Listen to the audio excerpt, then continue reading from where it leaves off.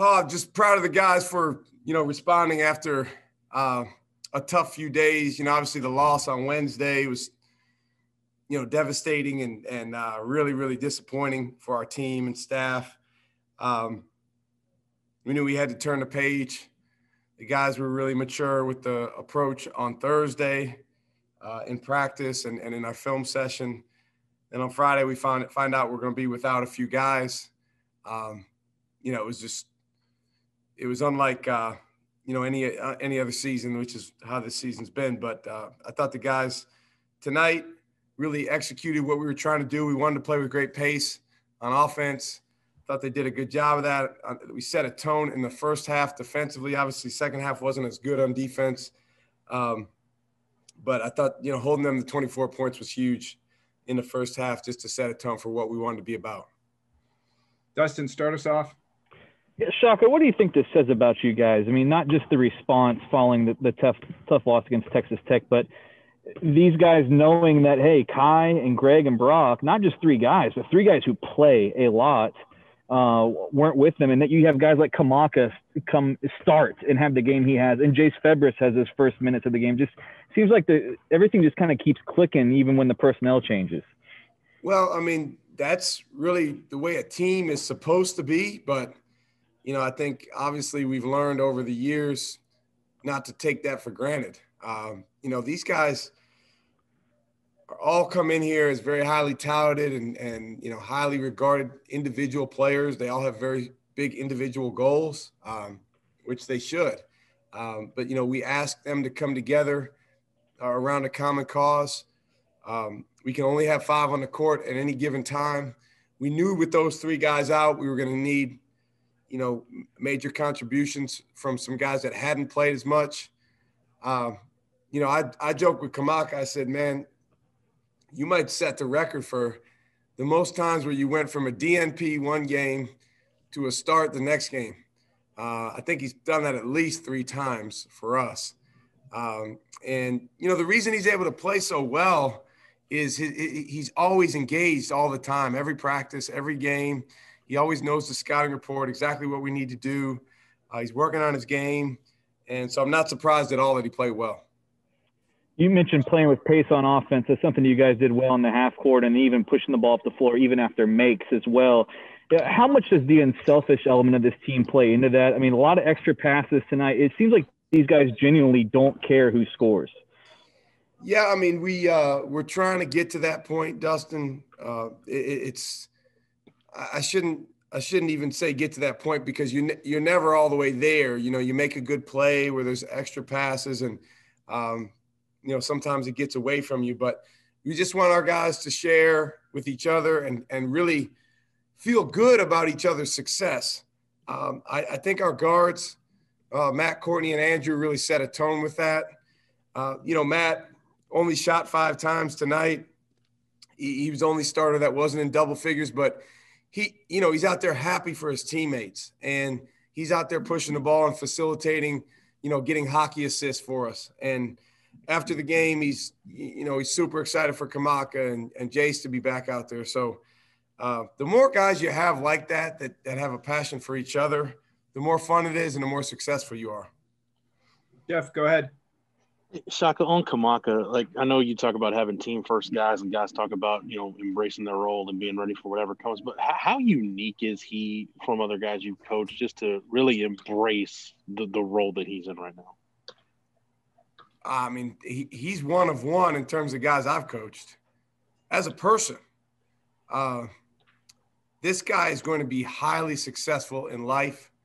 When he gets done playing basketball, I've told him, he's probably going to be all of our boss someday, and whatever it is that he wants to do, because he gives off an incredible energy and has this spirit about him that is infectious and very, very positive. So he's great. He came into the season, he was going to redshirt this year because we had so many guys before all the, adjustments that occurred because of COVID.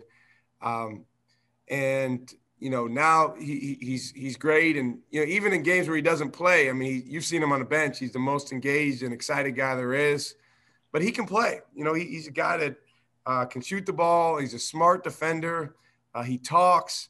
And so there's a lot of value in having him out there. And then what did you like about what Jace gave you tonight, his first game back? Well, first of all, he gives us a guy that the other team, has to really count on or account for.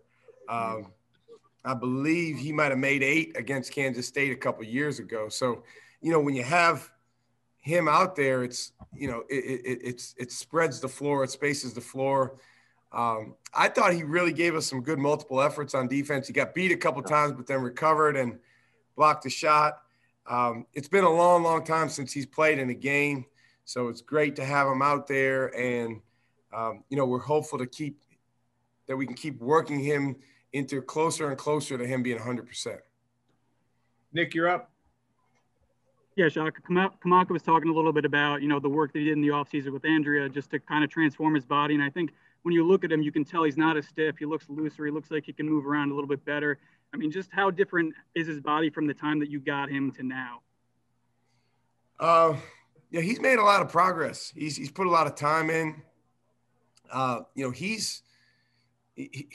The guy's from Alaska, so it's different what he's used to up there compared to here, and it was certainly an adjustment for him getting here, dealing with some of the athleticism and physicality that we have.